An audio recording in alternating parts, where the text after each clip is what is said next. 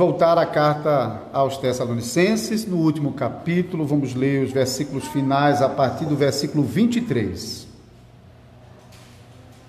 Então, as pregações anteriores expuseram as exortações finais do apóstolo e essas últimas palavras nós vamos ver na pregação dessa noite. Então, 1 Tessalonicenses, capítulo 5, versículo 23 ao 28. Mesmo Deus da paz vos santifique em tudo, e o vosso espírito, alma e corpo sejam conservados íntegros e irrepreensíveis na vinda do nosso Senhor Jesus Cristo. Fiel é o que vos chama, o qual também o fará. Irmãos, orai por nós. Saudai todos os irmãos com ósculo santo. Conjuro-vos pelo Senhor que esta epístola seja lida a todos os irmãos. A graça do nosso Senhor Jesus Cristo seja convosco. Antes de prosseguirmos, vamos orar ao Senhor, vamos pedir o auxílio do Senhor durante a pregação. Senhor Deus, nosso Pai Celestial, nós apelamos para que o Senhor nos conceda a graça de recebermos esta palavra no poder do Espírito Santo para vencer nossas fraquezas, para que essas palavras não sejam apenas ouvidas com os nossos ouvidos e que nossa mente não se distraia facilmente, mas que, sobretudo, Senhor, Tu possa nos conceder a graça do Teu Espírito para que, como um pregador interior, possa conduzir essas palavras ao mais íntimo do nosso coração e, como uma luz, possa iluminar os nossos pecados e com poder possa quebrar o nosso coração e com amor possa nos conduzir a Cristo. Por favor, faz isso mais uma vez. Aqueles que estão acompanhando de suas casas possam alcançar esse favor do Senhor e até mesmo visitantes que se juntaram a nós nessa noite possam reconhecer a voz do bom pastor na leitura da Tua palavra e na pregação dela. Por isso, ajuda o Teu servo, que vai pregar o Evangelho de Jesus Cristo, e também a Tua igreja, para que seja plenamente enriquecida com a graça e o conhecimento do nosso Salvador Jesus. Amém.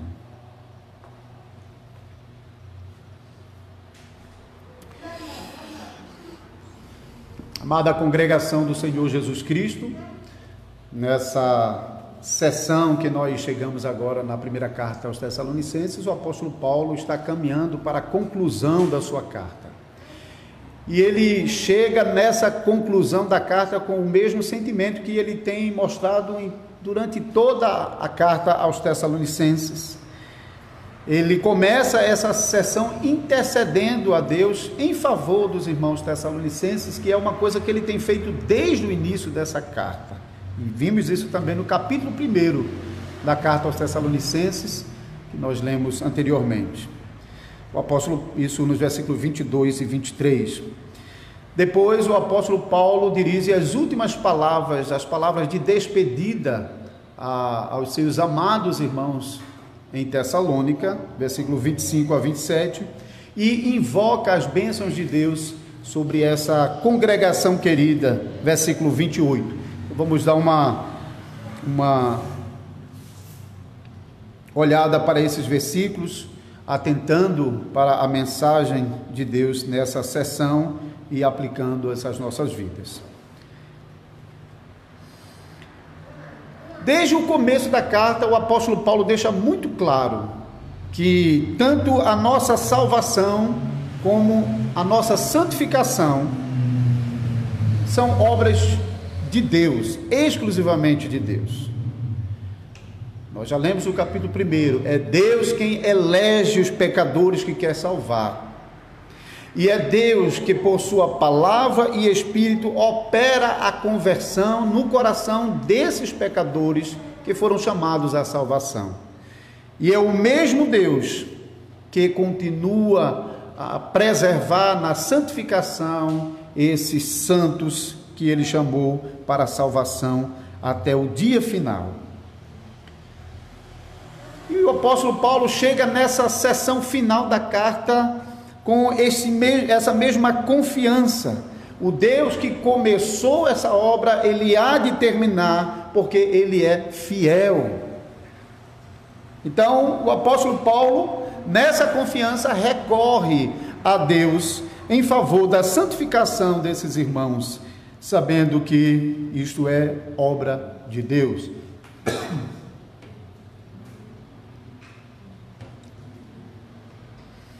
Pecador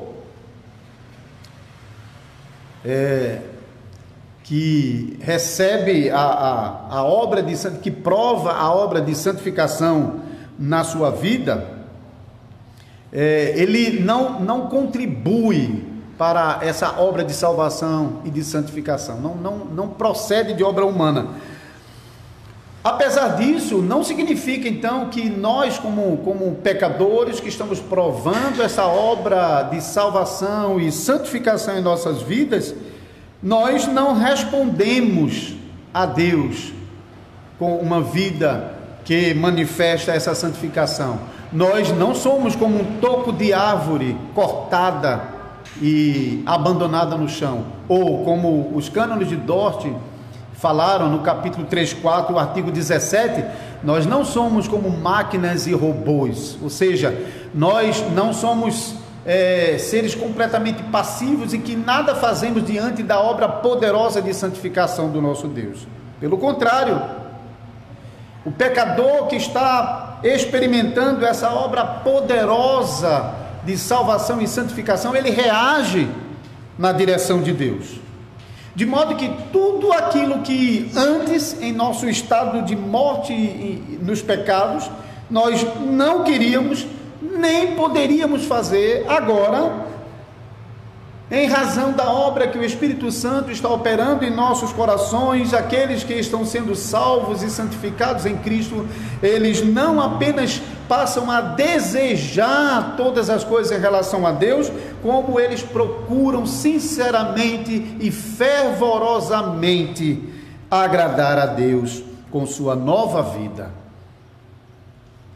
Apesar disso, irmãos e irmãs, a salvação e a santificação são sempre obras de Deus, não dos homens. É sempre um Deus poderoso e misericordioso que opera na vida de pecadores.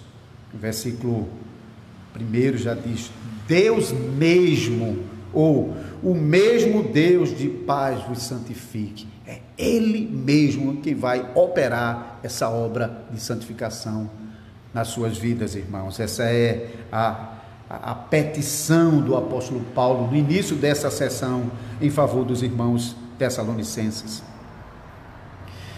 Paulo então pede a Deus para que esses irmãos sejam preservados até o fim, até o dia de Cristo. Essa expressão, vos santifique em tudo, esse tudo aqui não é em todas as coisas, mas até se completar, até a plenitude, até a perfeição que se dará na volta de Cristo, que é um tema que o apóstolo Paulo recorre o tempo todo nessa carta. Nós lemos isso também no primeiro capítulo, no versículo 10, a esperança dos Tessalonicenses até o dia de Cristo. A santificação, então, ela é completa no dia de Cristo, ela se desenvolve até o dia de Cristo, mas ela também é abrangente em nossas vidas. A santificação abrange a totalidade do ser dos pecadores. E essa totalidade aqui, nessa seção que nós lemos, ainda no versículo 23, é explicada em termos de vosso espírito, alma e corpo. Ou seja, o homem é alcançado na obra de salvação inteiramente, plenamente. Da mesma maneira que quando o homem caiu, ele não caiu parcialmente. Quando o homem caiu, não foi apenas algumas áreas da sua vida que foram afetadas, mas o homem inteiro, como nós lemos em Gênesis capítulo 6, versículo 5, mal continuamente todos os desígnios do coração do homem. Assim também na obra de salvação e santificação, todas as áreas da vida do pecador são alcançadas pela graça do Senhor Jesus Cristo.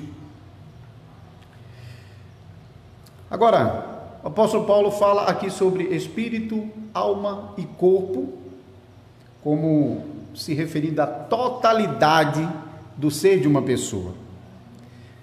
Não sei se todos aqui têm consciência disso, mas existe uma diferença de opinião sobre a totalidade de um ser humano. O ser humano, em sua totalidade, é composto de duas partes: corpo e alma ou espírito. Então, duas partes, então, o físico e o imaterial, ou de três partes: espírito, alma e corpo. A passagem que nós temos aqui até parece favorecer esse aspecto tricotômico do ser humano, em que o homem é espírito, alma e corpo, como o apóstolo Paulo fala aqui no versículo 23. Mas será que é assim mesmo? Ou será que alma e espírito são realmente entidades diferentes, partes diferentes do ser humano? Ou se alma e espírito são simplesmente palavras que descrevem características do homem interior, da parte imaterial do homem? Quando nós estamos examinando o texto das Sagradas Escrituras, e para nós quem define o ser de uma pessoa, e não a filosofia ou a psicologia, porque na psicologia e na filosofia antiga tem maneiras diferentes de tratar um ser, até mesmo considerando aspectos biológicos. O materialismo, por exemplo, nega qualquer ideia de um ser interior. Tudo é matéria, tudo é átomos se movimentando e se chocando, e assim explicam também as ações e comportamentos humanos. Mas na Bíblia, quando nós estamos examinando essas palavras alma e corpo, geralmente elas são empregadas para se referir ao homem interior, à parte imaterial do homem, sem fazer nenhuma distinção severa entre si. Então, existem muitas passagens da Escritura, eu separei somente algumas aqui, eu espero que nos ajude a nós compreendermos isso. Mateus capítulo 10, versículo 28, por exemplo, nós lemos: não temais os que matam o corpo e não podem matar a alma. Temei antes aquele que pode fazer perecer no inferno tanto o corpo quanto a alma. Em Tiago capítulo 2, versículo 26, diz assim: porque assim como o corpo sem espírito é morto, assim também fé sem obras é morta. Quando nós comparamos esses dois versículos, nós percebemos que nem eles estão se referindo a três partes, e eles estão usando a palavra espírito e alma para se referir à mesma coisa: um ser completo vivo e um ser morto sem a parte imaterial. Enquanto Jesus em Mateus está usando a palavra alma, Tiago está usando a palavra espírito. Ainda uma outra comparação podemos fazer a partir dos textos de João, primeiro capítulo 12, versículo 27, diz assim: agora está angustiada a minha alma, e que direi eu?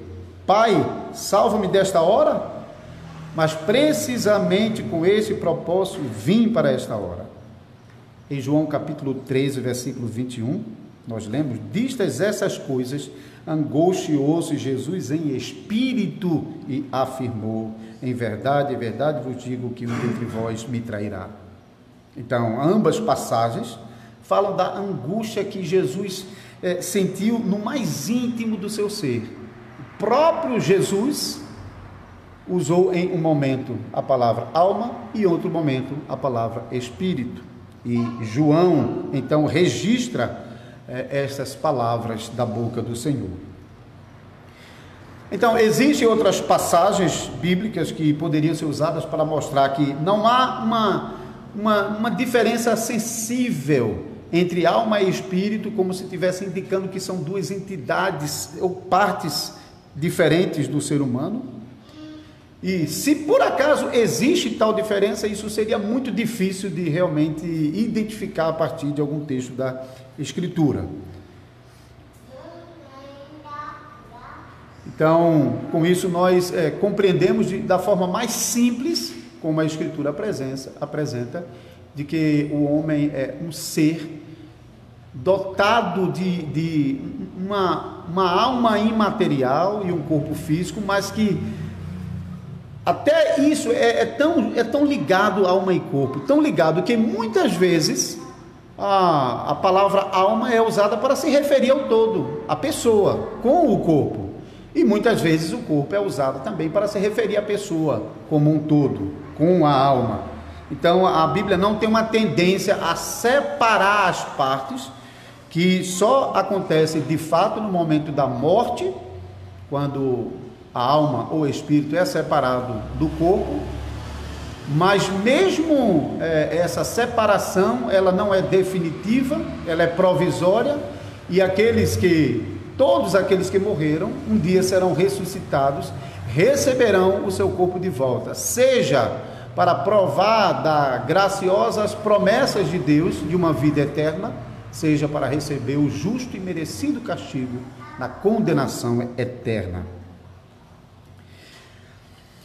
Mas ainda uma outra pergunta nós devemos fazer aqui. Paulo usa ainda essas palavras, alma, espírito, alma e corpo, para descrever a totalidade do homem na santificação. Como nós devemos entender isso então? Já que Paulo está usando, não devemos desprezar o fato que o apóstolo está usando essa descrição em comum, espírito, alma e corpo. É possível, irmãos, que o apóstolo esteja usando essas duas expressões combinadas, alma e espírito, que eram expressões comumente usadas naquele período do Novo Testamento, como nós podemos ver nos textos que nós lemos. As duas palavras eram usadas intercambiavelmente, eram usadas ao mesmo tempo, sem nenhuma escolha proposital. E Paulo pode então estar propositadamente usando as duas palavras aqui para descrever de maneira absoluta a totalidade do ser e assim mostrar que Deus alcança todo o ser de um pecador quando ele está experimentando a obra graciosa da conversão, da regeneração e da santificação promovida pelo Espírito Santo com a palavra de Deus. Chegamos a essa conclusão porque pelo menos o apóstolo Paulo não menciona mais essa expressão tripla para se referir à integridade de uma pessoa em nenhuma outra parte da Escritura, mas ele usa a palavra alma e espírito para sempre se referir a esse aspecto interior do ser humano. E o apóstolo Paulo então, ele confia que essa boa obra que foi iniciada nos irmãos tessalonicenses vai continuar até o final, porque Deus é fiel. E ele apela para essa fidelidade de Deus no versículo 24, depois que ele faz essa oração para que Deus possa preservar em integridade esses santos irmãos e irmãs de Tessalônica até o fim, em todos os seus aspectos. Ele descansa a oração que ele faz, a confiança em Deus nessa oração que faz, no fato de que o Deus que prometeu que não vai interromper a obra que iniciou é um Deus fiel. Deus não muda, Deus não mente, Deus não volta atrás, Ele não abandona as suas promessas. Essa é a base da confiança do apóstolo na oração final que ele faz em favor dos irmãos em Tessalônica. Depois de orar pelos irmãos, Paulo agora dirige algumas palavras aos irmãos de Tessalônica, que são também as suas palavras finais. Ele dirige uma palavra pedindo aos irmãos que orassem em favor deles, Paulo, Silas e Timóteo. Versículo 25, irmãos, orai por nós.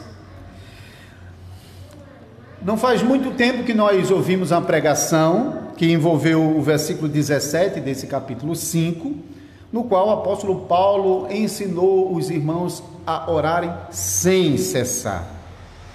Agora, ele dirige os irmãos nas suas orações a se lembrarem daqueles que trabalharam arduamente para que as vidas deles fossem salvas e para que eles fossem preservados nessa salvação que o Senhor Jesus conquistou para esses santos irmãos e irmãs de Tessalônica.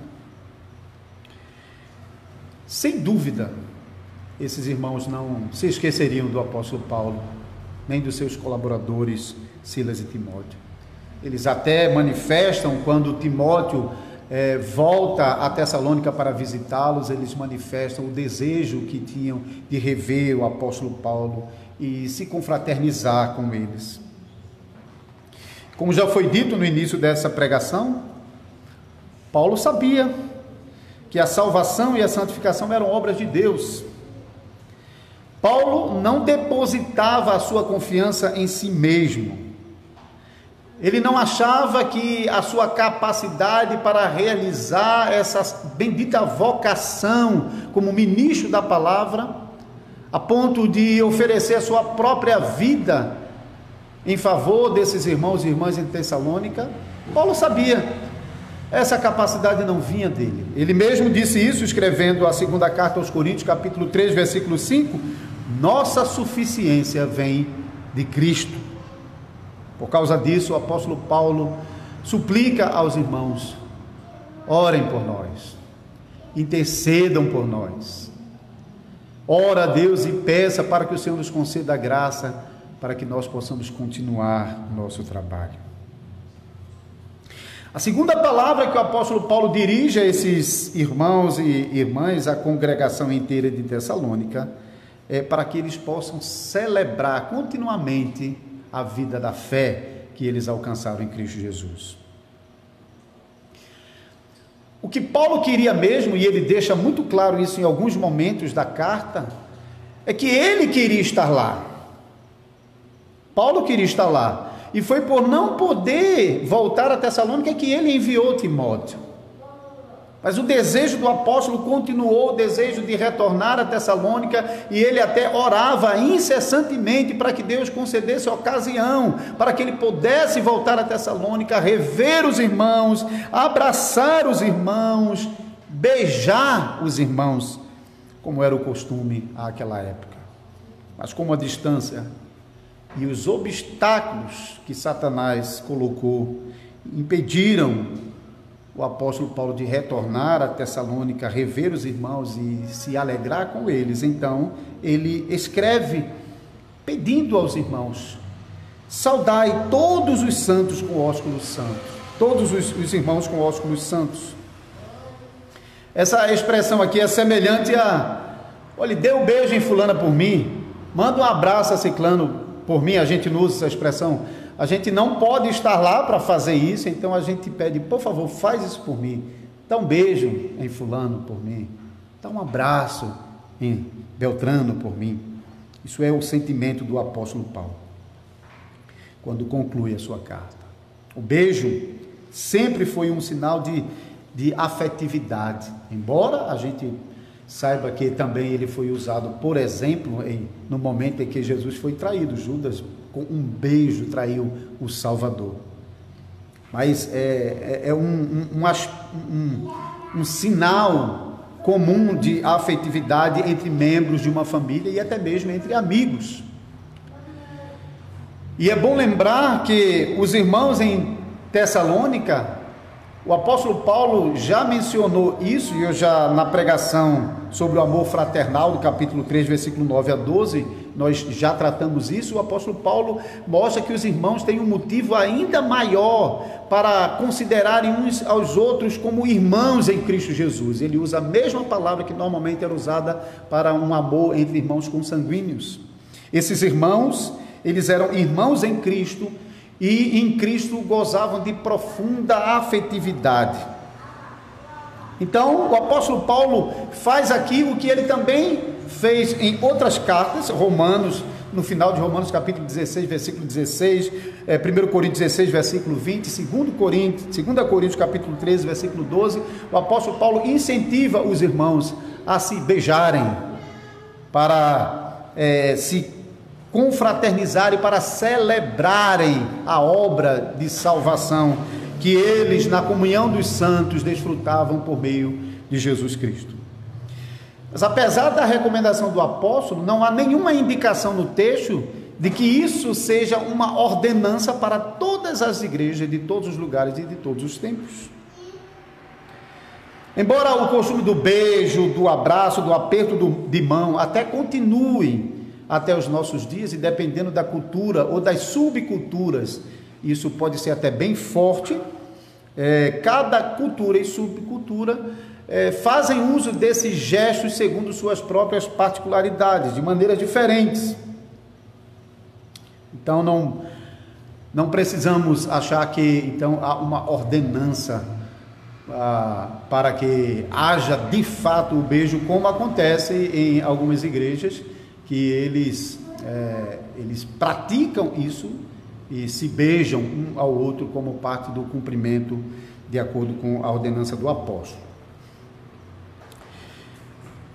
E a terceira coisa então que o apóstolo Paulo pede aos irmãos nessas palavras finais dirigidas à igreja de Tessalônica para que a carta fosse lida em outras igrejas. Isso é então o versículo 27. Eu não sei quantos dos irmãos perceberam isso, especialmente nos últimos dias. Eu tenho procurado aplicar esse princípio do apóstolo aqui na nossa própria congregação, porque quando o apóstolo Paulo pede para que a carta seja lida na congregação, é porque essa carta tinha uma mensagem e essa mensagem era para toda a congregação. Então, a pregação da palavra de Deus é uma mensagem à congregação do Senhor Jesus Cristo, a todos os membros e congregados. O apóstolo Paulo, ele tinha por costume não apenas fazer com que a leitura da carta fosse feita apenas na congregação, mas também até mesmo em outras igrejas. Então é importante que a pregação é dirigida àquela congregação, assim como a carta, o apóstolo Paulo está dirigindo a carta àquela congregação, falando sobre aspectos específicos daquela congregação, dirigindo-se aos membros daquela congregação, mencionando coisas particulares daquela congregação. Porque é naquela congregação que os membros foram chamados em Tessalônica para servir a Cristo e para usar os seus dons na edificação da igreja. Pregação, irmãos, é isso. Pregação não é simplesmente abrir a Bíblia e ler a Bíblia ou falar a Bíblia. Pregação é aplicar o texto da palavra de Deus à congregação local que está recebendo esta palavra. Por isso que a mensagem da pregação é direcionada aos membros da congregação. E por isso, pregação, nós olhamos nos olhos dos membros. Isso é uma das coisas que, infelizmente, nos foi tirada nesse momento de pandemia.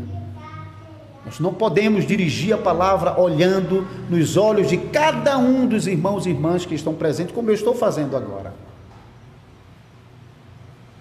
E aplicar a mensagem a cada um dos irmãos e irmãs aqui presentes. Paulo, então, pede para que a carta seja lida a toda a congregação, porque a mensagem é para toda a congregação. Mas ele até, escrevendo aos Colossenses, por exemplo, capítulo 4, versículo 16, ele pede para que a carta aos Colossenses seja lida na igreja dos Laodicenses e a carta escrita aos Laodicenses seja lida na igreja de Colosso, muito embora a carta aos Laodicenses não foi preservada até nós, mas nós sabemos, por meio dessa referência, que o apóstolo Paulo também escreveu uma carta aos Laodicenses. E esse costume do apóstolo Paulo de ler a carta na congregação e também ler essa carta em outras congregações e fazer uso de cartas que foi enviada a outra congregação, se expandiu para outros documentos do Novo Testamento. E rapidamente todos os textos do Novo Testamento, os livros do Novo Testamento, foram sendo reconhecidos pela igreja. E os livros, então, que eram atestados pela igreja como tendo sido produzido debaixo da influência apostólica, mesmo que não tenha sido de um apóstolo, mas debaixo da supervisão dele, esses livros foram sendo recebidos na igreja com a autoridade e palavra de Deus, enquanto que outros livros que não tinham essa origem, influência apostólica, foram sendo deixados de fora, até que nós então tivéssemos os 27 livros do Novo Testamento. Então, observemos como esse costume do apóstolo acabou contribuindo imensamente para o cânon do Novo Testamento. Depois, então, do apóstolo Paulo dirigir as palavras aos irmãos, pedindo aos irmãos, ele agora invoca nas suas últimas palavras as bênçãos de Deus sobre a vida dessa congregação. E com essas palavras, ele se despede dessa congregação com esta carta. A graça do Senhor Jesus Cristo seja convosco. Versículo 28. A palavra graça é um elemento presente em todas as saudações e bênçãos do apóstolo Paulo, em todas as suas cartas, inclusive a carta aos Hebreus, que alguns atribuem como sendo de autoria paulina. Graça é também um aspecto fundamental da salvação que Deus realiza nesse mundo. Nós lemos em Efésios 5, versículo 8, pela graça sois salvos. Paulo escreveu a segunda carta a Timóteo, no capítulo 2, versículo 1, dizendo que é pela graça que nós somos fortalecidos na fé em Cristo Jesus. E em outro lugar ele mesmo disse, na segunda carta aos Coríntios, no capítulo 12, quando ele estava pedindo a Deus que tirasse o espinho que o incomodava, ele ouviu a resposta de Deus: a minha graça te basta. Então a graça do Senhor é suficiente para nos manter firme na fé que nós confessamos em Cristo Jesus. Lemos ainda em Efésios 4:7 que a graça foi concedida a cada um segundo a proporção do dom de Cristo. Então a graça permeia toda a obra da salvação que nós gozamos em Cristo Jesus. E em toda a carta que o apóstolo Paulo escreveu, ele incluiu uma bênção inicial e uma bênção final. A bênção inicial geralmente nós chamamos de saudação e a bênção final nós chamamos de despedida. E quando nós comparamos essa bênção final que o apóstolo invoca sobre os irmãos tessalonicenses e comparamos com as outras cartas, percebemos que tem uma diferença muito pequena entre elas. E geralmente essas diferenças são explicadas porque cada igreja tinha o seu próprio contexto. De vez em quando o apóstolo usava palavras diferentes de acordo com o contexto daquela igreja e daquele momento, mas basicamente essa saudação final está presente em todas as cartas do apóstolo Paulo. Anteriormente já falei sobre o costume antigo de ler as cartas paulinas e outros livros do Novo Testamento nas igrejas cristãs. A tradição cristã preservou esse costume de usar bênçãos iniciais e bênçãos finais nos cultos, fazendo uso das bênçãos iniciais e bênçãos finais que o apóstolo Paulo escreveu em suas cartas. Porque à medida que as cartas foram sendo usadas na igreja e lidas na igreja, então esse modelo de começar com uma bênção inicial e encerrar com uma bênção de despedida foi aplicada também ao culto. Então, essa prática da igreja cristã antiga foi preservada ao longo do tempo, e na época da Grande Reforma, muitas igrejas reformadas não desprezaram esse bom costume, pelo contrário, adotaram-no e usam esse costume até os dias de hoje. O ministro, então, ao invés de usar as suas próprias palavras na hora de saudar a igreja ou na hora de despedir a igreja, eles deixam de usar suas próprias palavras e então fazem uso das palavras da Escritura, especialmente aquelas usadas pelo apóstolo Paulo em suas cartas às igrejas. Outra coisa é que muitos ministros preferem não tomar as palavras como suas, ao invés de usar em primeira pessoa, eu vos saúdo, eles preferem usar as palavras da saudação como saudação e bênção proferidas pelo próprio Senhor da igreja à sua amada congregação. Então eu espero que os irmãos possam notar essas particularidades também no culto. Então, algumas conclusões rápidas para nós sobre esse texto. Primeiro, devemos sempre ser lembrados, irmãos e irmãs, que a obra de salvação, do começo ao fim, é obra de um Deus poderoso e misericordioso. Não fomos salvos porque nós demos o primeiro passo e então Deus fez o resto por nós. Também não estamos em pé hoje, de pé diante de Deus, por causa de nossas próprias forças. Porque as Escrituras nos revelam que foi Deus quem enviou a palavra da salvação. Foi Ele quem nos atraiu por meio desta palavra que nos foi pregada. Ele enviou o seu Espírito Santo aos nossos corações. Foi Ele quem aplicou sobre nós o sangue do Cordeiro de Deus, que foi morto e vive para todo sempre, conforme nós ouvimos na pregação hoje de manhã. É Deus quem nos preserva na fé salvadora em Cristo Jesus. E é por causa da fidelidade de Deus que nós podemos confiar que nós seremos preservados até o fim, não por causa de nossas forças. Segunda coisa que devemos guardar: devemos orar sempre uns pelos outros, porque nada podemos fazer de nós mesmos, mas a nossa suficiência vem de Cristo. Isso que o apóstolo Paulo ensinou na sua carta.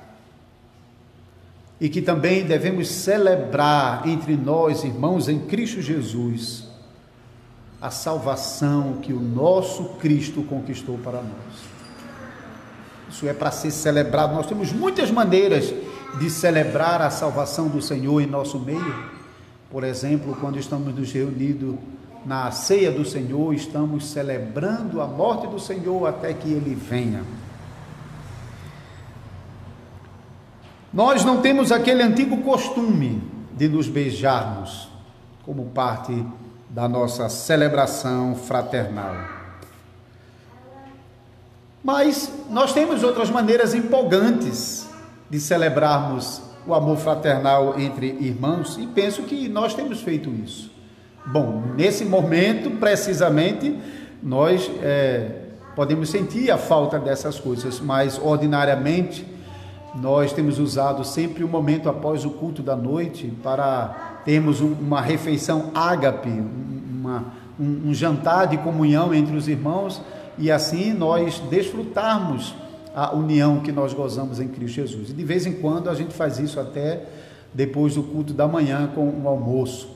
No culto da noite nós fazemos todos os cultos comumente, e no almoço de vez em quando, geralmente quando nós recebemos visitantes, como irmãos que vêm de fora e que então teriam que almoçar em qualquer lugar, então nós preferimos fazer o almoço para que eles possam almoçar conosco aqui.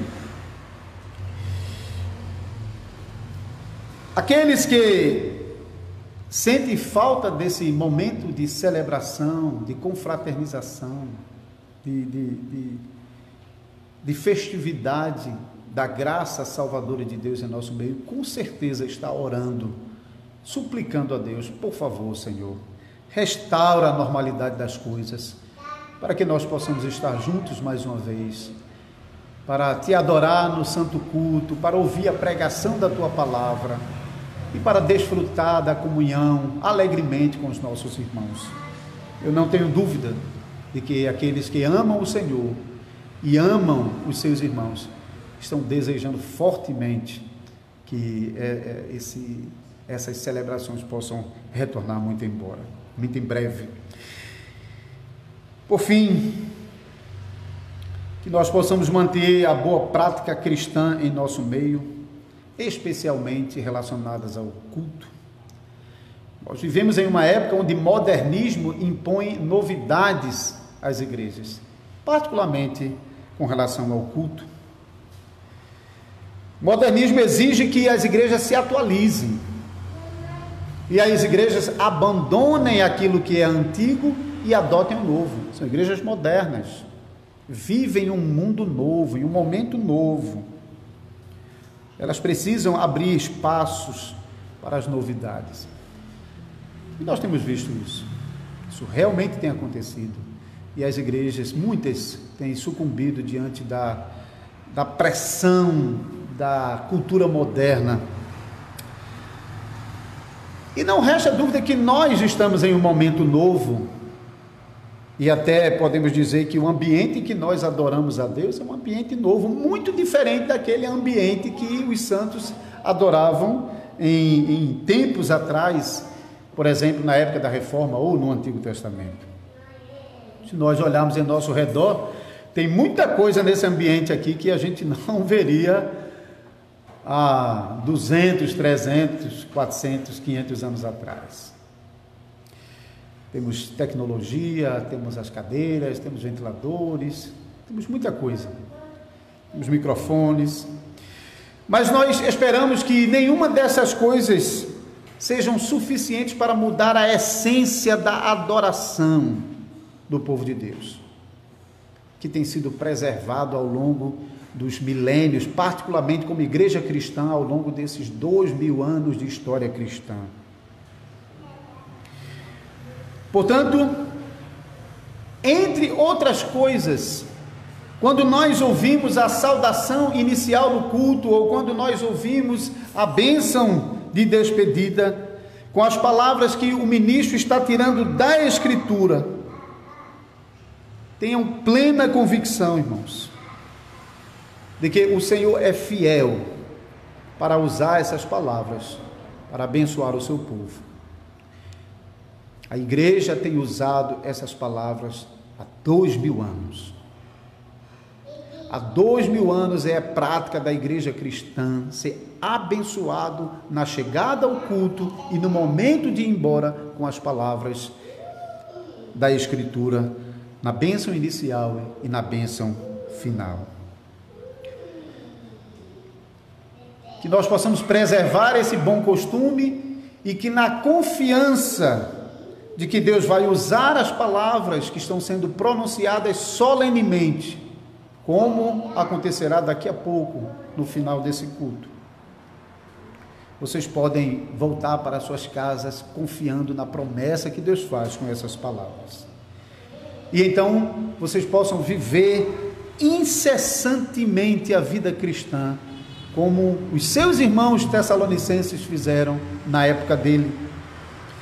E durante os últimos mais de 3 meses, ouvindo pregações na carta aos Tessalonicenses, vocês puderam aprender das mensagens na carta aos Tessalonicenses sobre a obra de Deus na vida de pecadores, salvando, preservando, tornando essas vidas frutíferas. E vocês podem voltar para as suas casas e lerem mais a primeira carta aos Tessalonicenses nos próximos dias em família. E se julgarem oportuno, podem até ouvir novamente as mensagens que foram pregadas aqui na congregação nas semanas anteriores. Lembrando, irmãos, que assim como o apóstolo Paulo escreve a carta, porque nessa carta tinha uma mensagem para toda a igreja, a mensagem que nós temos ouvido aqui, não é para um ou para outro, mas são mensagens dirigidas a toda a congregação. Por isso, toda a congregação é chamada a ouvir a mesma mensagem. Deus dirige a sua palavra à sua amada congregação. Que a graça do Senhor Jesus Cristo seja convosco. Amém.